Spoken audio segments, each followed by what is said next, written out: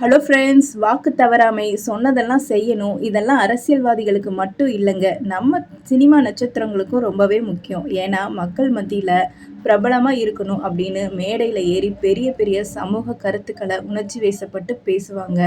ஆனால் அவங்களே கொஞ்சம் காலத்துக்கு முன்னாடி பணத்துக்காக பண்ண சில விஷயங்கள் சோஷியல் மீடியாவில் வெளிவந்து மாட்டிக்கிட்டால் எப்படி இருக்கும்? ஸோ அப்படி தான் இப்போ நம்ம தமிழ் சினிமாவோட பிரபல நகைச்சுவை மற்றும் குணச்சித்திர நடிகையான தேவதர்ஷினி செம்மையாக மாட்டிக்கிட்டாங்க. ஸோ அவங்கள வச்சு வாங்கிட்டு இருக்காங்க.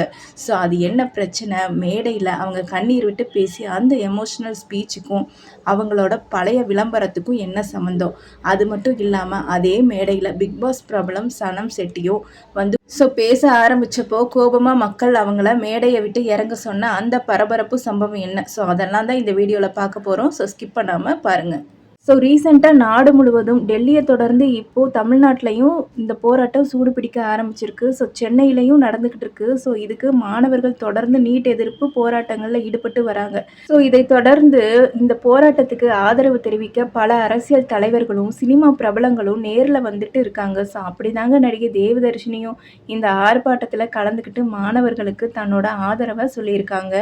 அங்கே பேசின தேவதர்ஷினி ரொம்பவே எமோஷ்னல் ஆகிட்டாங்க.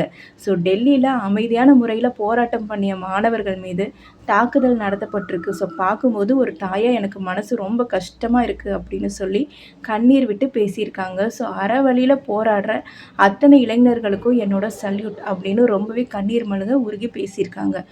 இந்த வீடியோ சோஷியல் மீடியாவில் வைரலாகி விஷயம் நல்லபடியாக போயிட்டு இருக்கும்போது தாங்க இந்த ட்விஸ்ட் பக்கத்தில் அதாவது அரசியல் விமர்சகரான கிஷோர் கே சுவாமி அப்படிங்கிறவர் அவரோட ட்விட்டர் பக்கத்தில் ஒரு பழைய விளம்பர வீடியோவை தூக்கி போட்டிருக்காரு. அந்த வீடியோ என்ன தெரியுமா?